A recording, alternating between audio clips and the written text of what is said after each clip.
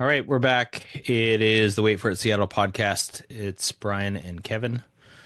You can find us at Seatown Sports Substack, and where we don't write. But actually, Hey, you wrote I this week. wrote, You wrote this week.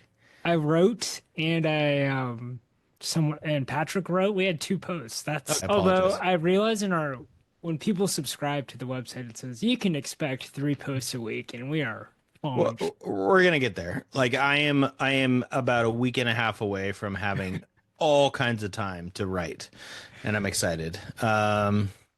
There's a lot going on. There's a lot going on, Kev. You know, the Kraken got the number 8 pick in the lottery today. I bet Is, that's what you were thinking about. is that good or bad? It's not great. They had a bad record, and I thought they'd get a higher pick. But we're not here to talk about the Kraken today.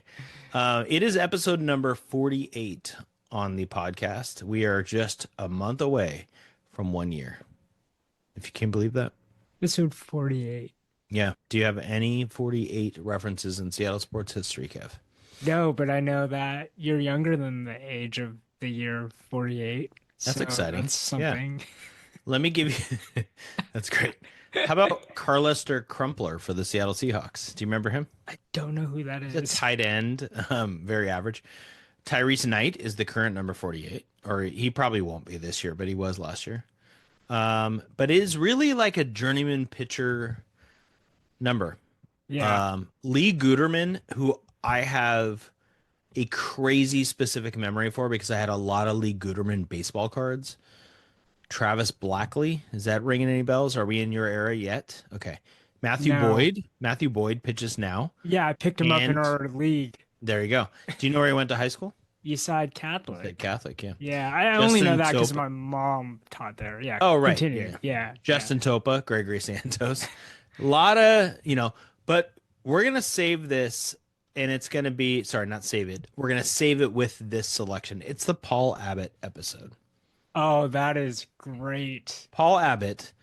I thought it was Carlos Silva. I was wrong. Paul Abbott, much better memories than Carlos Silva. Do you know my endearing memory of Paul Abbott? Please Not tell me. endearing, Yeah. like sad, is when he Oh, got hit in the face with the ball and his face was just bloodied. wait, really? It is horrible. Look up Paul Abbott bloody face.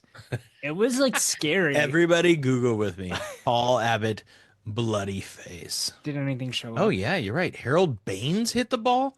Gee, you probably don't even know Harold Baines, I but mean, this goes to show I probably don't know anything else about Paul, except he was like the fifth starter on that 2001 team. But yeah, he got smacked in the face. Was that in okay. 2001 or '02?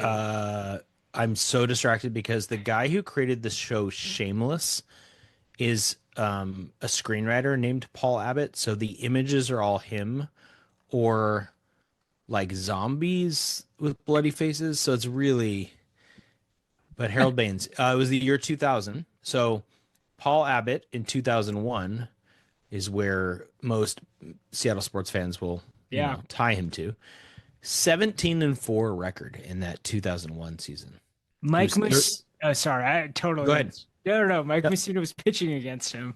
I saw that. Yeah, yeah. Harold Baines. I mean, Harold Baines, I don't think is a Hall of Famer, but he was amazing. So 17-4 in the year 2001, at 33 years old.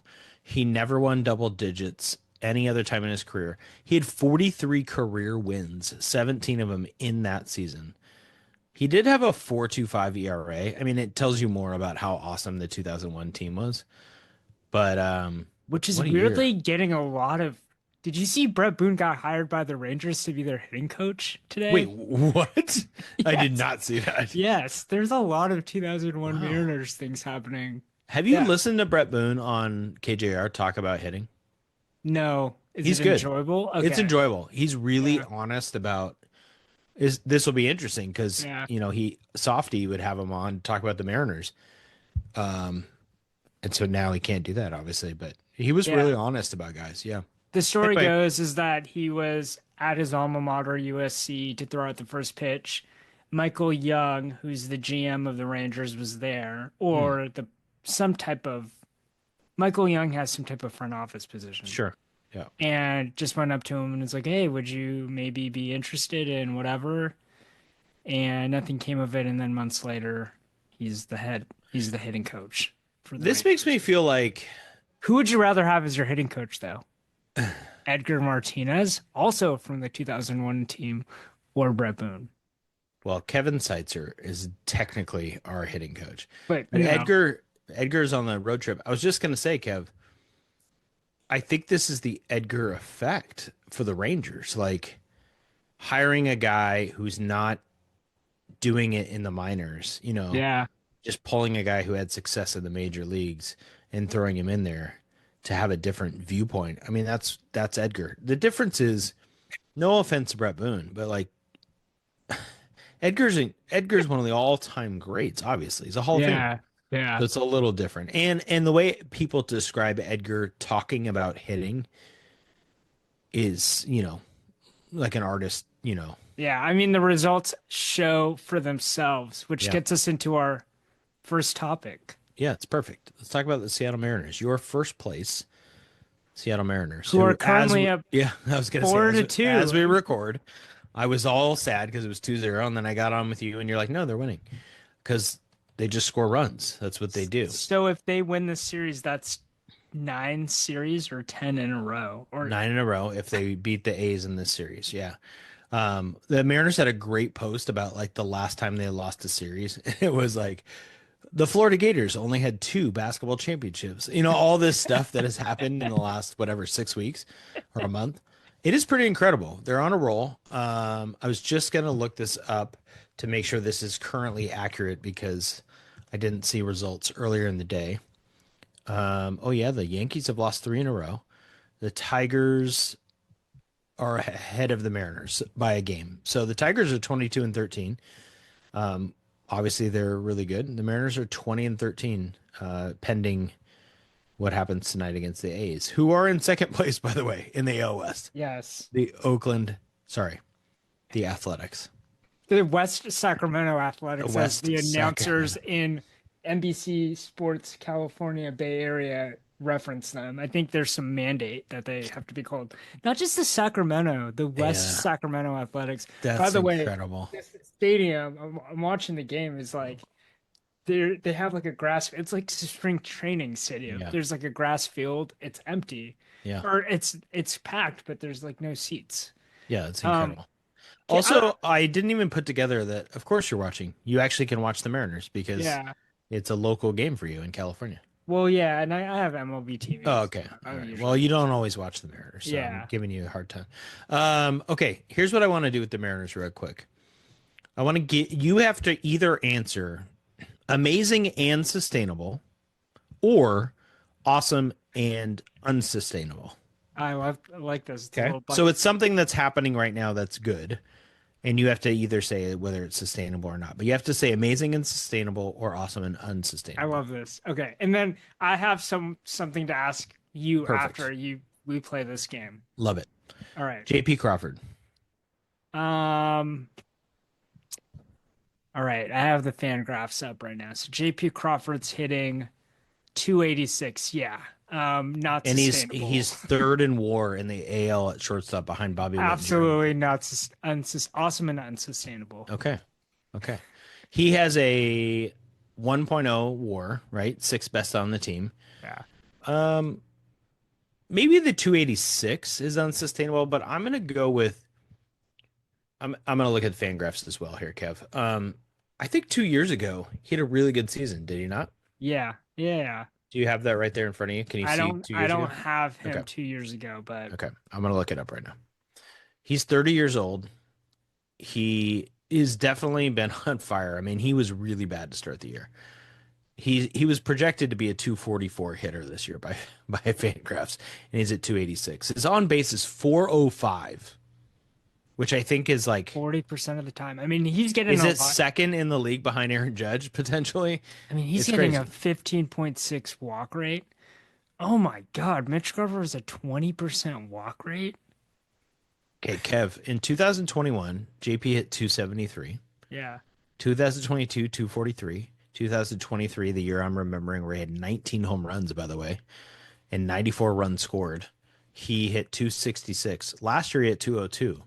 So since he's been in Seattle, 255 the first year he was in Seattle, which was the shortened 2020 season. Yeah. Last year's the the anomaly. No, I can't say the word.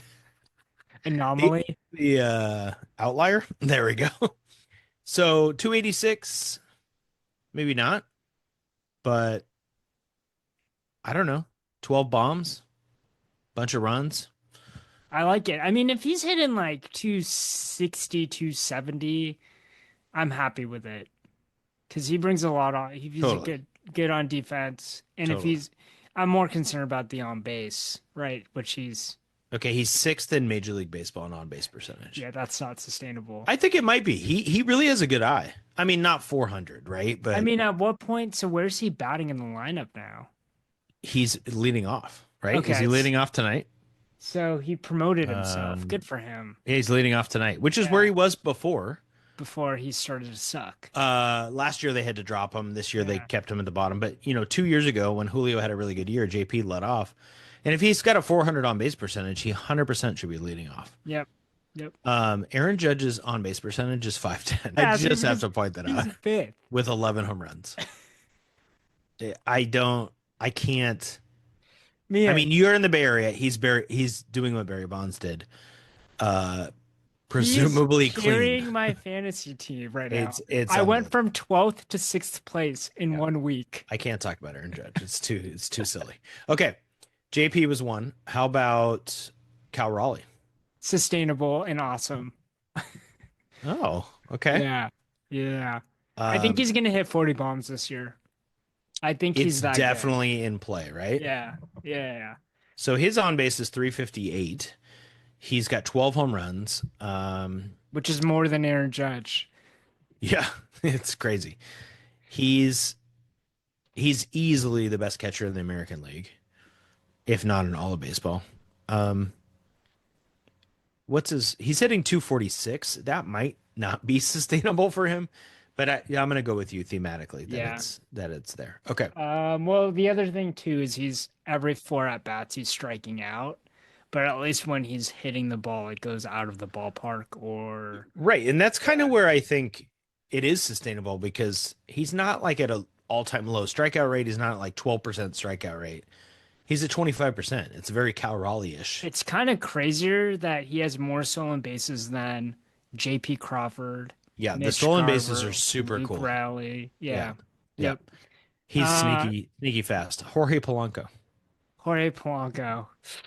Dude, Can I give you some why? stuff real quick? Yes, more Jorge. Hitting 380. So we already know where the answer is going to be. Yeah. Hitting 380, 9 home runs. Maybe the most remarkable part of Jorge Polanco. By the way, his on base is higher than JP's, but he's not eligible for the Yeah. leaderboard yet.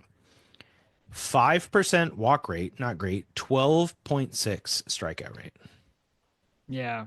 Now, before he got into his last 3 years, he was a 16, 15, 18% strikeout guy. He was really bad last year. He was at 29%.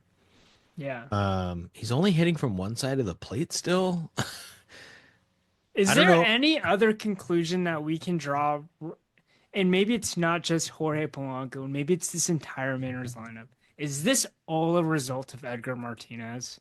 Is there any other, or is it just good luck? Is it a confluence of factors? What is it? No, It's we talked amazing. about it. We talked about it last week with the hitting. I think I said this on the podcast. They have the number one infield fly percentage in baseball, which means they're popping the ball up more than anybody, right? Yeah. They have really low batting average balls in play, Babbitt. So they're not actually having great luck. They are hitting a lot of home runs, right? And they're walking a lot. I think Edgar helps. I think I wouldn't say it's all Edgar. I think this is the point of the exercise. For a JP, for a Cal, for a Polanco, this is kind of their peak. So you're getting those peaks at the same time. But I have another category, but I'll just talk about it now. Better days yet to come. If I had to pick two people, Julio's one, and well, the pitchers are, Logan and George kind of fit in that category because Yeah. they're hurt. They're hurt. But Julio's not playing his best. I don't think Randy Arozarena is at his best. He's good. So if you dip on a couple other guys and then the other guys pick it up, I don't know. How much is Dan and Edgar in their approach and in getting guys to believe and playing a certain way? And that's where I was going to ask you about the bottom third of the lineup. We don't have to do everybody on the list, but the bottom third of the lineup has been incredible. Is that sustainable? Like Probably these not. Leo Rivas's Yeah. But and Ben here's the thing, I Williamsons? don't think it matters if Julio picks it up, Yeah, right? So that's the great thing. This is what it's like to have multiple people doing a good job at the same time on any team, right? right. It's very relaxing because someone can afford to go 0 for 4 and you're not dead in the water.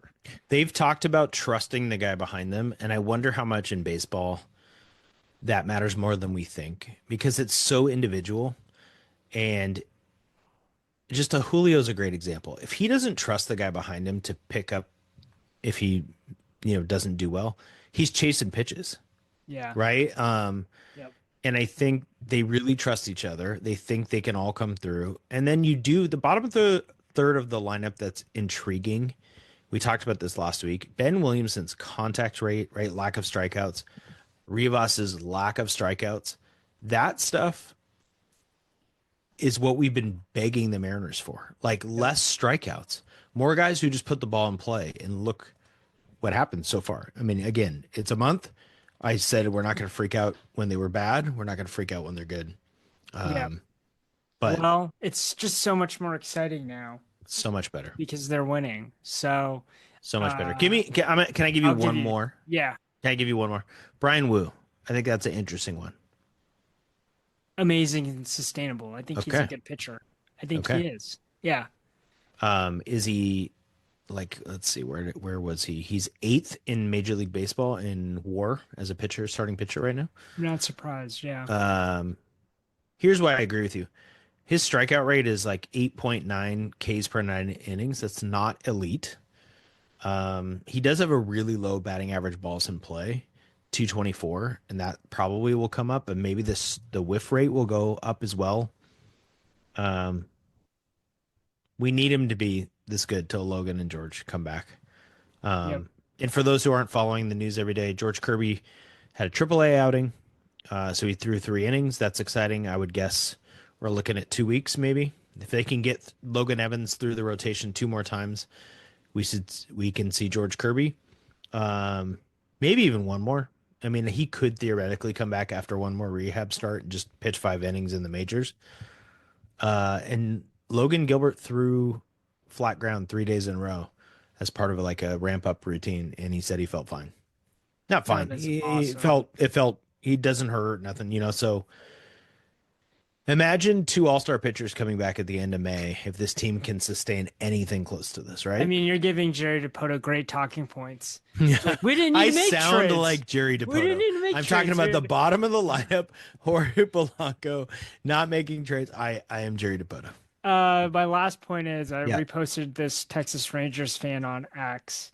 Well, actually, it was a Mariners fan reposting a Rangers fan who was uh, predicting that the Mariners would be caught with hollow bats because they're hitting so Oh, I well. saw that. Yeah. And then there's a Mariners fan that said, "Thank God I'm in the era where Mariners fans are being Mariners hitters are being accused of cheating. Like I thought this day would never come that the Yeah, offense it's is the so best. good that they're cheating." It's the best. Uh, It's the uh, best. Honestly, like you know what I was thinking about with cheating? This is terrible. They don't take the wins away. yeah, So like, when guys got caught with steroids, Bonds or Clemens or whoever that, they didn't take, I guess they don't have their stats, but like those teams, the Giants still went to the World Series. They didn't take that away. Michigan won the national championship and perhaps had the biggest, most obvious cheating scandal Yeah, and in they're more college likely to football. take those away. In baseball, it's just like part of it, and the individual gets punished, but they never punish the team. My point is, if the Mariners are using some sort of hollow bats, and that's what's part of it, keep going. Just Yeah. rack up the wins, right? Yeah. Until the pitching comes back. I'm all in. I'm all in. on Oh cheating. man, we're turning into Pat McAfee's show. You want me to put a tank on? I can no. put a tank top on. Stand Absolutely up. not. Okay. All right. All right. Fair enough. Should we talk about the Sounders? Yeah, I watched the game on Saturday night. Yeah. What'd you think? Um, Well, lots of goals at the end, yeah, obviously. there's a lot of Awesome. goals at the end. And I don't know how much of that is just the other team throwing in the towel, but um, Well, that's a good transition for my point here, Kev. yeah. So Ryan Kent came on and he played 34 minutes for the Sounders, right? He's a new acquisition. Um, I believe he's British. I should probably know this before we get on the podcast. I had one of my buddies, Lewis, who loves talking about soccer and he listens to the podcast, was just raving. And he's pretty critical of Sounders, and what they do sometimes. But Ryan Kent he's English. He played for teams in England, Germany, right? So he comes over to the Sounders, signs a 1-year contract for the remainder of this season. Part of the reason is Paul Arriola got, Injured. injured, so they brought him on. He was awesome. Let me give you some stats. Completed 26 out of 26 passes while he was on the field. Now, there are really good players who complete most of their passes, but 100% is pretty good, Kev. I don't know if you knew that. He had, they track it on Football Reference, 5 shot creating actions in 34 minutes. As a comparison, Paul Rothrock, who was the starter in 56 minutes, had 3. Okay, can you rewind? Slow down. What's the difference between an assist and a shot created action? Okay, so an assist would be included in that, and he had 2 assists, right? So that's 2 of his 5. But I think of it as like James Harden throws a great pass to Kawhi, and Kawhi bricks the layup. That's a shot creating action in basketball, right? So Oh, they don't always score, right? So you make the right pass, but it's somebody's subjectively determining shot so creating like actions. it would help us determine a really good point guard on a bad team. Yeah, it would be kind of interesting for Yeah. basketball to have it as well, to know like how many potential assists does, Shea Gilgeous-Alexander have in a game, or Jokic or something. Yep. I don't have a reference for how, I haven't looked at the leaderboard of the league and how many per game the great players have, but I know 5 in 34 minutes is a lot. And it backs up what people who watched, who know soccer better than I, said, which is, wow, he's good with the ball at his feet. He's so creative. And when I watched, I mean, he could be a game changer for the offense, which is what they need. So that was exciting for me. Yep. So that's a long-winded answer to when you said maybe the defense just let up, at the end. I think he was a big part of what happened there. Yep. So How about the other team, the Rain? yeah, how about the Rain? Did you watch the Rain game? I Did you get a didn't chance? watch. Okay, I didn't watch the Rain game. I had to watch highlights. I was in Yakima for AU basketball, not my own, by the way. 5th grade. Um, More 5th grade AU basketball for my life. Wait, what if they had an adult? Sorry. Well, Okay. they do. I mean, they have adult leagues, right? That you can Yeah. play in. Yeah. When I was younger, I played, and I would have a heart attack now. So, I'm not laughing. Lynn Biandolo scored her first goal for the Rain. That was exciting. Yeah. The cool part about I watched the second half on my phone in the hotel room. My wife was at the game, and she said the people around her were frustrated with Laura Harvey's tactics. Like they wanted this change or this change, but the announcers were saying, the announcer literally said, "This is the best coach game I've seen in the NWSL this year." Wow. They just Yeah, say outrageous things like that. it was. I mean, they did, and part of it was, Kansas City is so good. They're really really good. They brought on the MVP as like a sub with 30 minutes left, and they were attacking. And Laura Harvey dropped like 5 into the back line, and they just did everything they could. They just cleared the ball over and over and over. They're Yeah. like, we're gonna do anything to stay alive and win 1-0. So Dana in the camp of that she didn't like the tactics. So she was more listening to people around her, and it was a little bit more of first half. Yeah. They were noting. So they thought Jordan Heidemann was kind of playing what they call the 9, the person up top, and they thought that should be Lynn Williams instead, and kind of switched their spots, which I didn't watch enough to know. whether I Yeah. should critique that or not. But um, the way that they dropped everybody on defensively and just held on for a one nil win is pretty exciting. I did want to give you something from this game that I thought was interesting. You know, I have to find. While Oh you're no, finding it, yeah, they're 3-2-2. They're seventh place, which is in a great position from where they were yes, last year. So I'm yes. watching This with is what I interest. wanted to talk to you about. Yeah. So yes, the three. You know, they're in a great spot. They're in the playoff mix, right? Football Reference does expected goals based on shot creating actions, Yeah. things like that, right? How many goals Yeah. should you have? How many goals should your opponents have? Okay. In the one, two, three, four, five, what is it, 7 games they've played? Yeah. The Rain have had a higher expected goals than the opponent one time. So based, that's not like, it's not like betters like before the game. Yep. It's after based on the play. Should they have won, right? And they should have won once. And they had an even one. They had even ish 2 or 3 times, but still under. This game, they had a point 0.2 expected goals, and their opponent had point 0.7. So you could look at it 2 ways like, wow, they had no business scoring. They took advantage of a chance, but allowing only point 0.7 expected goals to a really good team is pretty awesome too. Can I just So, say I'm very impressed with your soccer analysis. oh, thank you. I've been Because trying it to is go really, into the, yeah, it's it's I really I good. don't know soccer well enough by the eye test. Like I feel like Yeah. I can just even though I'm not like a baseball savant or anything, I just feel like I can talk about it. Yeah. And the stats are more readily available. I've been trying to use the soccer ones. I don't know if they match what people are seeing, but I think that's really interesting. They have a really low expected goals, and I think Laura Harvey is finding a way to get these young defenders to keep them in games. Yep. And maybe as Lynn Biandalo gets more fit and Fishlock comes back, maybe their expected goals come up a little bit. Um, but to your point, they're in the mix. It's a good That's spot to be exciting. in. And the Yeah. Sounders are in the mix. They're both in the mix, which is really good. Okay. I talked a lot. I feel like you're Yeah. just listening to me, but I need you to tell me now. Okay. Okay. Uh, what's his name? The guy that's Nico not coming to the Huskies. Bundalo. He, Bundalo, Husky men's basketball, McDonald's All American, top 5 recruit in Husky history yeah, he was a 5-star. by stars and rating, right? Is Yeah. no longer coming to UW. Should we care? I don't think so. I think this is my working theory. And I think there's a lot of other theories. There's a lot of other possibilities, but here's one theory that's plausible is that Sprinkle brought in a great transfer class, and if you want to read about it, go to ctownsports.com. Yes, sir. Um, Bundalo probably wasn't going to start, and I think he wants to start.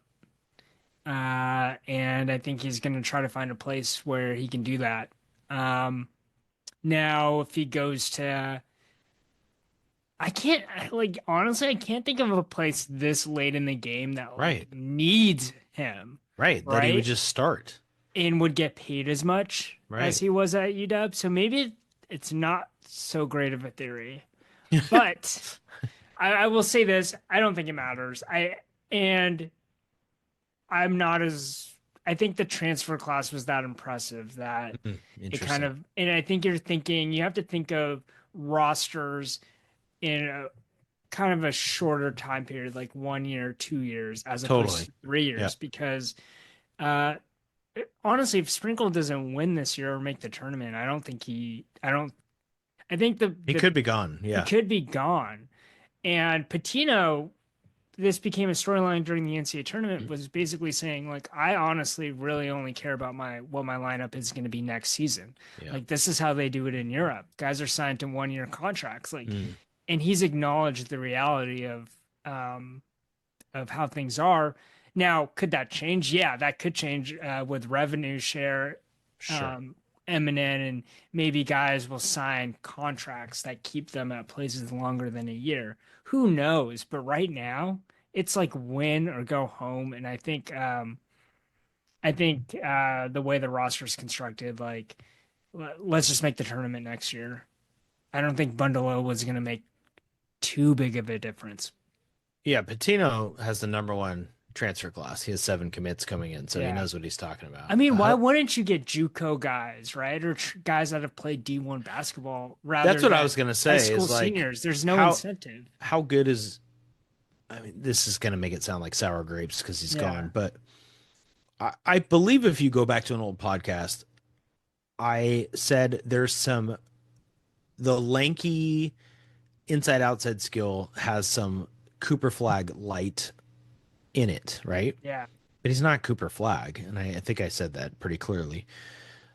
So how many freshmen come in and you want to ride with, right?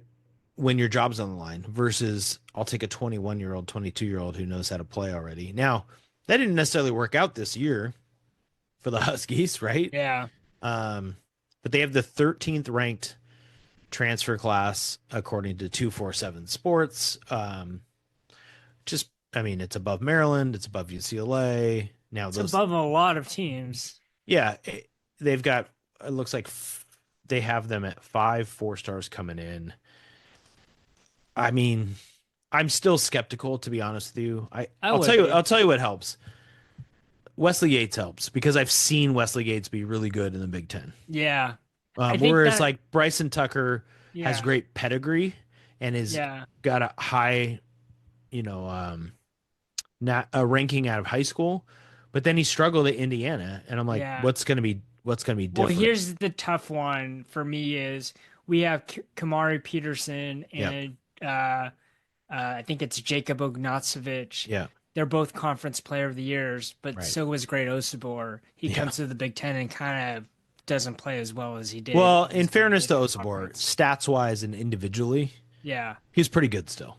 Like he's better Yeah. than I thought because I Yeah. critiqued him and I thought it wouldn't translate as much, and I will admit I was wrong. Like he was good. I don't think Osibor and the team dynamic fit Yep. to be winning basketball, right? Yep. And I know Bundalo wanted. This is an interesting theory from me. I'm just spitballing. So when Bundalo signed, do you remember what he said? Why he wanted to come to UW? The It, offense is open. it's Didn't he say? around. It runs around Osibor, who's like a 4, and Yeah. and Sprinkle told me I'd be that person. And Yeah. I'm wondering if Sprinkle, after this year, that offense that may have worked at Utah State in that conference, he's like running things through the 4 may Unless not they're work. 6'11". Yeah, and also like he had to have more shooters. He didn't have the shooters, but even the way they played last year, I'm like, is this really? It reminded me of 90s NBA. Like throw into the post, right? It was a lot of Osibor in the post, and then let's have action off of that. I mean, it's what I used to do coaching high school, but it's very different when you're coaching high school than college basketball. And I wonder if Sprinkle also changed the way he wanted to play, and he brought in some guys who might do things differently. I'll be really intrigued to watch the first couple of games next year to see if they run offense similarly or if they're running different stuff. Yep. So lots of theories on Bundalo. He's no longer a Washington Husky. Yeah. It is crazy. Like think about that. Bundalo. Oh, can you explain this for listeners? Sorry, it's not a tangent. How can he just go? Yeah. So they sign, well, they don't even sign letters of intent. What they Is this sign, different than it was before? it is. So Okay. the NCAA changed rules and they signed financial aid agreements. Okay. So if you work at a high school, kids sign financial aid agreements.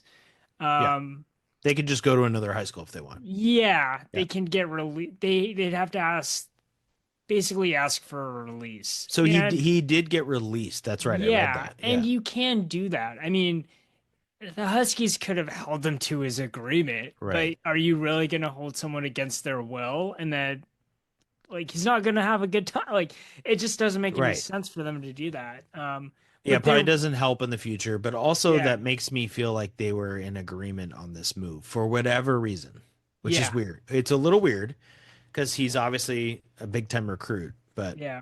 it'll be fascinating to see kind of how where it he plays ends out. up. Yeah, where he Yeah, ends I up. didn't think we were going to talk about that Yeah. long. Did you watch the spring game for the I did football? not, but Okay. I need you to give the listeners. Yeah. I'm I guessing want. you watched it. Yeah. Hell Of yeah. course, you love Husky football.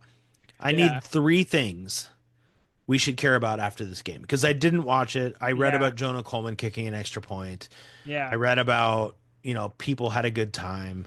Yeah. Don't give me that. Give me three real things we should care about. Yeah. The one of the wide receiver freshmen that's Yeah. coming in, Raiden Vines Bright, is legit. Okay. There was a lot of buzz about Chris Lawson, who's also a freshman.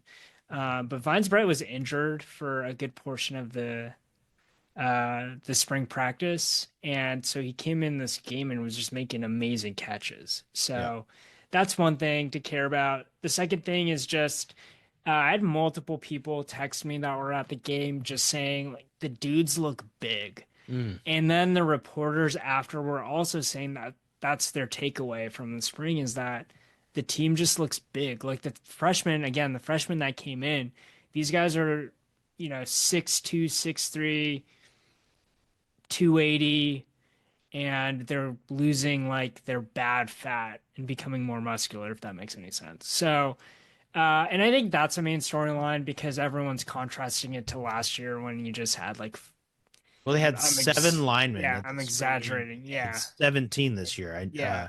They Shout out actually could. shout out to former Seattle prep teacher Craig Arthur. I Yeah. think he taught you at one point. Yeah. Yeah. Yeah. So, offensive lineman, Raiden Vines Bright.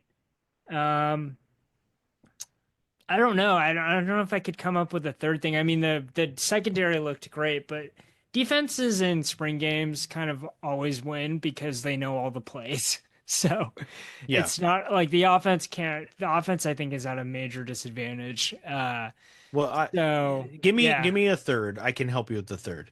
People need to know. Oh yeah. They Some had a major, major. major, Yeah. major recruiting flip Yeah. and then commitment in the Yeah. since that game. Or So no, one was right before and one yeah, since. Yeah. prior to the game, I'm about to sneeze. Oh, good for the podcast. Good content. Uh, uh, Kodi Greene, who's at Yeah. Modern Day, another Modern Day guy, Yeah. who's somehow going to be on TV because of the Oh, multi-million yeah. So media true. rights deal. So true. By the way, they also have a QB and wide receiver for Modern Day. Um, Kodi Greene is a five-star, was committed to Oregon, flipped to the Huskies last weekend, and immediately like dove in and was like, let's make this class amazing. Let's bring all these guys in. After the spring game, Derek Colman-Brusa, edge at Kennedy Catholic, Yeah. 2026 commits, which was surprising because he had visits lined up to Ohio State, Oregon, Yeah. UCLA, and he wasn't going to visit UW till the end of June. And he's actually canceled those visits. He's Yeah. not going. He wrote on his tweet 1,000% 1,000%. committed. Yeah, and then if you In fairness, his brother is on the team, yes, yes. so that helps. But It you're right. also helps that People he's thought in he was going to Seattle. Oregon, I think. Yeah, and if you read, so I got a few quotes from him. If you go on my X profile, wow. C-Town Kev, you can see a thread from last night of he kind of explains his thought process and everything. But basically, he had his mind made up before the spring game last weekend. And he said, when you know, you know. And Yeah. I think it's true. And I think it shows that he went through his process, which he also said, I went through my process and I just knew it was the right time. And I think this is major because it creates this avalanche Yeah. where, oh my God, you got two major guys. One guy's in state. Kodi Greene's actually from Eastside Catholic, transferred down. Originally, yeah, Yeah. which I didn't remember at all. But Yeah, but you got these two guys now. The class is ranked number 17. Yeah. Above Oregon now. Above Oregon on 247 Sports, and Yep. they have 19 something official visitors between now and the end of June. We'll probably see maybe 5 more commits, maybe more. They already have 10, and then maybe complete the class in the fall. But I do think we're gonna see another like mini wave. But it helps. I think this is what happened with the USC is like USC sucked last season, but they have the number one recruiting class. It's And insane. honestly, it's just like momentum. Like you, USC just it doesn't matter. It doesn't matter how bad they are. They get yeah, insane recruiting classes. yeah. Um, Should we you go know, to? the Yeah, top of the recruiting rankings, USC, Notre Dame, Ohio State, Penn State, Clemson, LSU, Texas A&M, totally makes sense. yeah, Then it gets so weird. Kansas, Illinois, Syracuse, Arizona State, Iowa State, North Carolina, and Belichick makes sense. Louisville, Arkansas, Miami, Georgia, 17, surprising. And then they have Washington, 18. This is the most up to date yeah, with 10 commits. Part of it's the number of commits. We've talked about this before for their formula. But having a 5-star, having 4 3-stars, and more to come, and taking 2 people from Oregon is just incredible. yeah, Just so good. Um, and I love that it's on the lines of scrimmage, right? We talked about this yeah. with the Seahawks. Like the line of scrimmage matters. So Yep, yep. speaking of the Seahawks, Uh, they had rookie minicamp, and I think there's 2 important topics to talk about. yes. Okay. Nothing on Nothing. the field Yes, nothing mattered on the field. at all. Yeah, At all. First is the Starbucks drinks. yeah. Okay. So they did a TikTok or an Instagram reel or whatever. Social media, good job. They obviously asked each rookie who was drafted their Starbucks order, and then they had it for them and gave it to them and made content out of it. My takeaway is linemen are awesome. Okay. Um, and skill players have a lot going on. Yeah. Mostly Nick Emanwari. Have you seen this order? Like 20 syrups. Iced matcha Matcha. latte with strawberry. I got to get back to it. I'm watching it right now. Strawberry cold foam, pump of syrup, pump of hazelnut, 1 pump of brown sugar, 1 pump of caramel inside, and line the cup with caramel. It's like Like, candy. what are we doing, Nick Emanwari? That's not coffee. That's ridiculous. I mean, it's not too far from a Dutch Bros drink. Do you drink Dutch Bros? I've Dutch Bros. been to Dutch Bros before, and yes, you're right. There's a lot of them. Yeah. Here's why I say I love linemen. I got to get to it. I'm watching it as we Oh go. God. Bryce Cable Dew, who was was he like a 5th rounder or something? Yeah. I can't even say his name right, but I got to look at this up. Did you see Gray Zabel's No, order? I'm not. Don't ruin it. Don't ruin it. It's coming. It's coming. Bryce Cable Drew was from Kansas, offensive tackle, drafted in the 6th round. I think some people think he has a chance to be decent, right? Black coffee. Of course, he's a lineman. But Gray Zabel, our first round pick, the guy who crushed Busch Lights, his Starbucks drink they handed him was a grande cup of milk. It's so good. Linemen and skill players are so different. I think Damian Martinez had like a Starbucks refresher. Jalen Milrow had like some drink with a lot of stuff in it. Obviously, we talked about Eamon and then we got black cup of coffee. I think one lineman had like a latte, but then Gray Zabel just from the farm, cup of milk. Incredible. Most importantly, if you need to treat yourself at Starbucks, what are you drinking? I feel like this is why I wouldn't want to be in the video because I feel like I'll get judged by things here. Like, what do you mean by treat yourself? Like a dessert? Well, like you got a Starbucks gift card and you're like, oh, I'm not just gonna get a black cup of coffee. I'm gonna get something else. What's the something else? I mean, the thing that my sister and I, this is gonna sound sadder than it is. I promise it's not. But when we were in my dad was in the hospital. People sent us a lot of Starbucks gift Yeah. cards, and they have this. I got to look it up real quick here because I've just recently iced cherry chai latte is really good. And so if I'm gonna treat myself, and it's got cold Yeah. foam, it's got cherry, it's got a little crunchy topping. It's a dessert, right? Yeah. Like Yeah. so that kind of stuff is total dessert. Wait, can you repeat it? Because I'm gonna iced try it. cherry chai latte. Iced cherry chai latte. My wife's out. She's like too sweet, not good. Iced. You look it cherry up. It chai. looks like an iced coffee up to 2/3, and then it's like cherry on top. It's Literal, good. literal cherry on top. That's great. No, not like a literal. Like the color is. Yeah, It's good. It's good, good. It's got good. creamy cold foam. So Yeah, yeah, if I'm being a skill position player, yeah. But if I'm a lineman, I love. I mean, I don't go black coffee. I used to. I put some half and half in there. I'll go, flat white a little bit. yeah. I did that. I What did are that. you doing, Kev? Are I you did black that. coffee because you're a lawyer? I honestly, when I was teaching, I went straight black coffee with no Hmm. cream.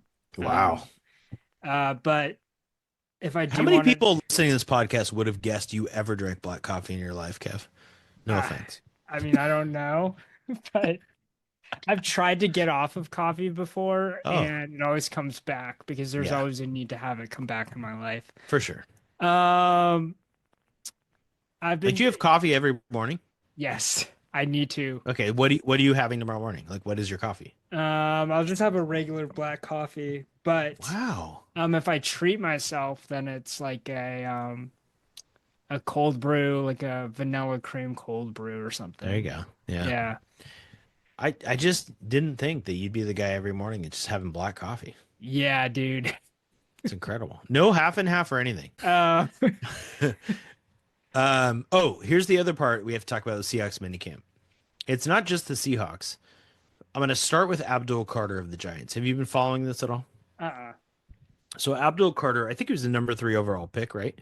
We talked about him last year on this podcast, last fall. Incredible player for Penn State. Oh yeah, now it's coming back. Just Yeah, absolutely. he was the number 2 pick. We talked about in that Penn State game, right? Ty Yeah, Warren.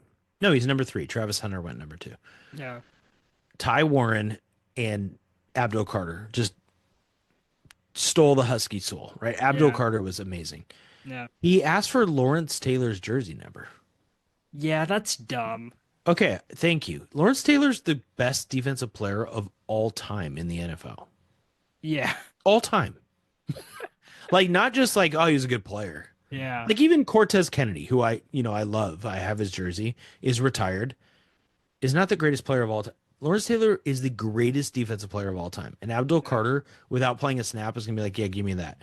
Then he doubled down and he wanted Phil Simms' retired number. He's really feeling himself. And there are Giants fans who say, I love it. Look at his confidence. He's gonna wreck offensive lines.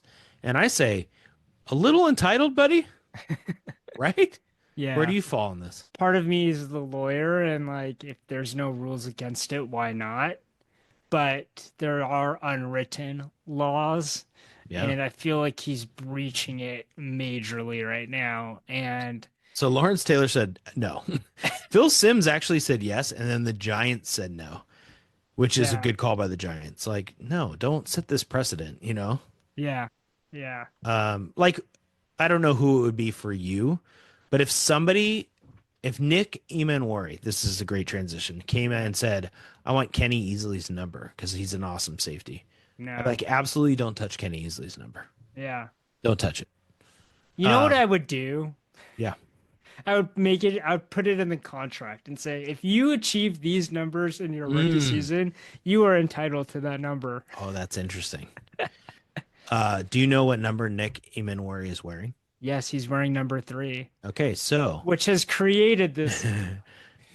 Uh, should Seattle. Russell Wilson's number be retired? Yes, I Oh, think it's without a question. without a question. We ranked him number 10 in our top 10, which everyone disagrees with because they think Steve Yeah. Largent belongs in there. Yeah. But Yep. he led the team to a Super Bowl. Whether he was the primary factor, who cares? He was, One time never time all pro quarterback. Go ahead. yeah, yeah. We'll Never. name off his accolades. He was in the Pro Bowl. No, Like I every am single, I am going against him. yeah, Never made all pro. yeah. Okay. So he should have his number retired. Yes. Yeah, I think he does. I think he absolutely. I think people are still butthurt about it. Yeah. I really think the people that are in the camp of not having his name number retired are butthurt about him leaving and asking for a trade, right? I think it would be the same if you asked Mariners fans 2, 3 seasons after Griffey left if he should have his number retired as a Mariner. I think they would. Nobody wanted anybody to wear Griffey's number. Okay. Even if they didn't want to retire, they didn't want anybody wearing his Okay. I'll take it back. number. It is interesting. So let's hey, and if you haven't checked out our top 100, and you want to tell us how we suck. People do that all the time. Griffey, Sue Bird, Gary Payton, Ichiro, Walter Jones, Lauren Jackson, Edgar, Felix, Bobby, Russell Wilson. I Okay. think all the guys above him should have their number retired. And No? women, guys and women. Yeah. Well, Griffey is, Sue Bird is, Gary Payton is not, but will be Hmm. because he refuses to do it in Oklahoma City, which is why he's amazing. Ichiro is, Walter Jones, yes, Lauren Jackson, yes, Edgar, yes, Felix. I don't think they retired his. Did they retire his number? No, No. he's 34. Is somebody wearing 34? That's a good I don't question. think anyone's worn it since then. I'm 99% sure. Bobby Wagner should before Russell Wilson. Yeah, I agree with that. Largent is 11, Cortez is 12, and they both have had it retired. Randy Johnson's 14. We've already had this discussion. It Yeah. will be retired, but not for him. And Brianna Stewart is 13, and I don't know that Brianna Stewart's kind of in the Russell Wilson camp. With more accolades. Yeah, I don't know. Yeah, it's an interesting one. I would be curious if we did a poll. We should start doing polls and see what our listeners think. But Yeah. um, anyway, it's a good question. You're on the Russell, retire it. Okay, I Yeah. want to do a quick thing on the Seattle Storm. Yep. I'll preview the team as we get closer to the opening day. They have like weird. They played at an exhibition. They beat the Connecticut Sun by 20, which was kind of good. They were missing 3 people.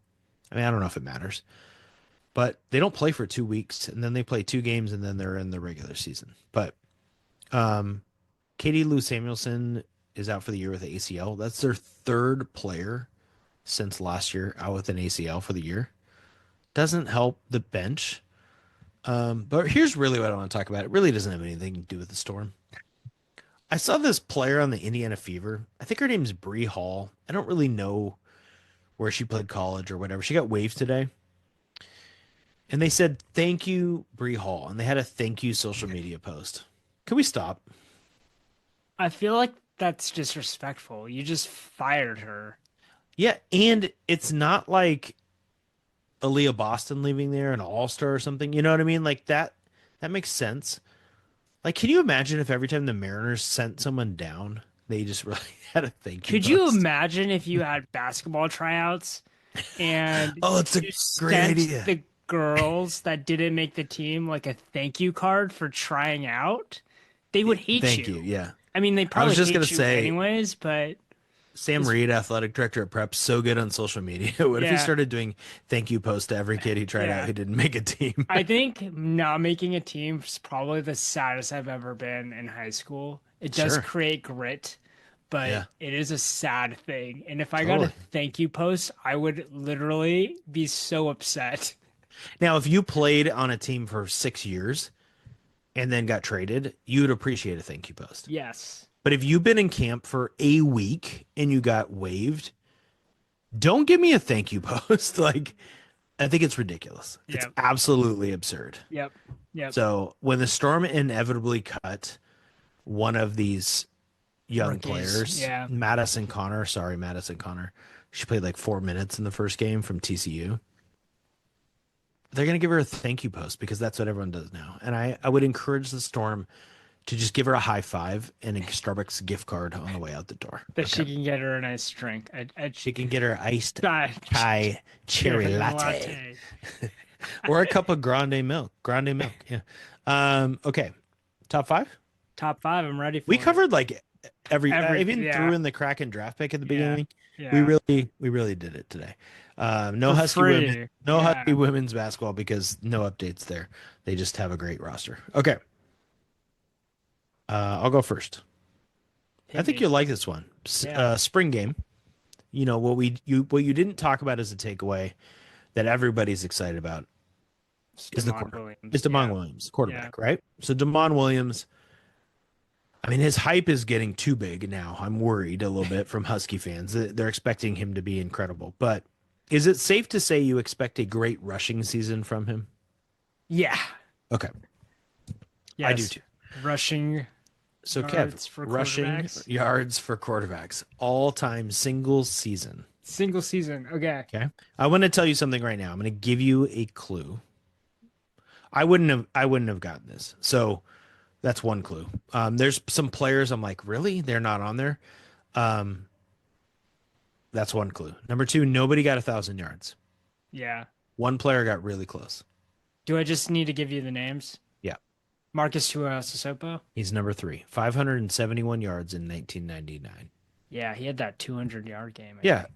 Yeah. So 200 came in one game. Yeah. Jake Locker. Number one, 986 yards in 2007. So awesome. Jake Locker might be. I'd like to just go back to like a top five favorites maybe next time, or and I top five favorite Husky quarterbacks is a good one. Yep.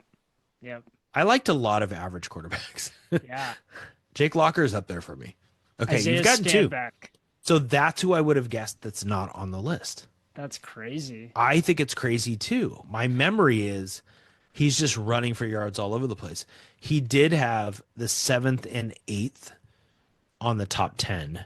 Yeah. Also, Locker was 6th, and Tuiasosopo. Are there guys in the early 90s? No.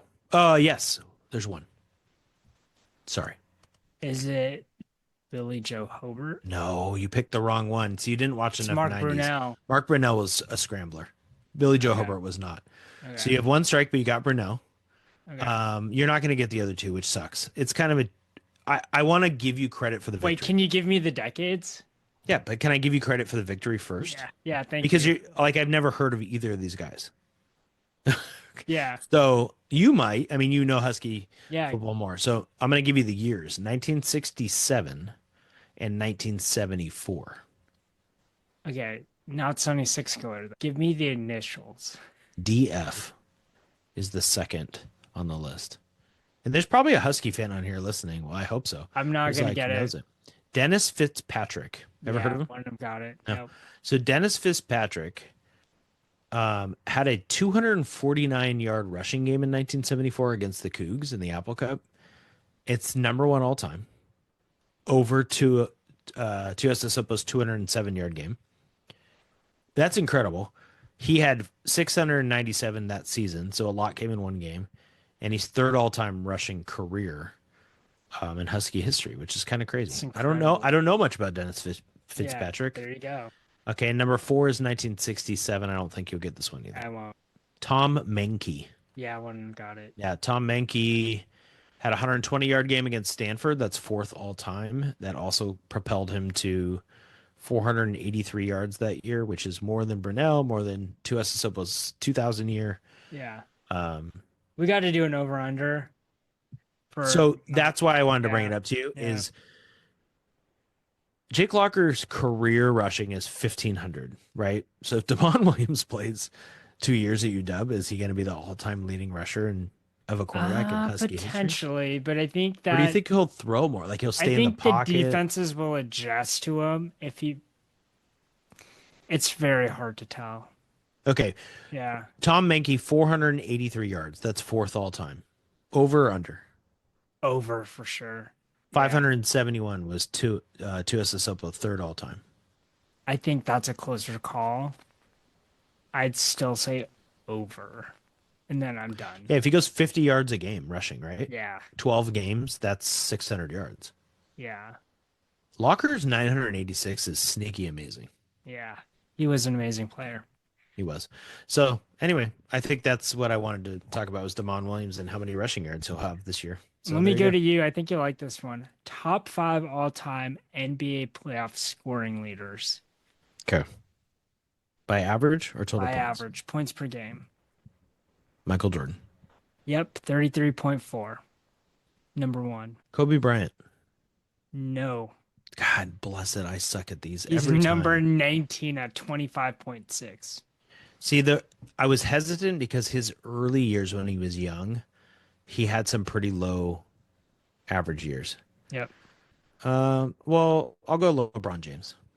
Number 6, 28 points per game. Fudgesicle. Are you kidding me? I've already lost. All right, here we go. Luka Doncic. Oh, come 30.8 points on. per game. And he's played 5 seasons, so I think that's a fair. Yeah, that's fair. Number 3, Allen Iverson, 29.7. Well, that's a good one. Is Durant on the top five? Durant's 29.3. And number 5, Curry? no, Durant. Curry's number 14, Okay. 26 points. Number 5 is Jerry West, the logo man, 29 points. And then you go LeBron, Devin, Donovan Mitchell, Anthony Edwards, Wait, and who is 7? Jokic. Devin Booker, What? My 27.9. guy, Devin Booker. How many Yeah. games in the playoffs, though? He's at 75. No, wait. No. No, That's wrong. that's a That's lot wrong. of playoff games. Sorry, I was looking at his actual games this season. He's had he's had a lot of games. Yeah, they did. They had a finals run, and they've 47 had. games. Okay, that's enough games. That's pretty. Yeah. That's impressive. So Luca and Booker being on the top 7 is kind of crazy. Yeah. So, there's a lot of current guys on that in the top 10 Yeah. there. Scoring's, yeah, that's interesting. Yeah. Really suck at him. So the Mariners still tied Yeah, he at says. 4-4. All right. Well, I'm probably gonna stay awake and then drink cherry chai latte tomorrow morning. it's incredible. I'm gonna go to Phoenix, Arizona tomorrow morning, and Safe flight. yeah, be there for the week. And you know what they have there is they have gambling on your phone, Kev. So we'll see how it goes. I'll send you some money so you can All make right. our podcast some money. Appreciate it. All right. All right. See you next week. See you next week.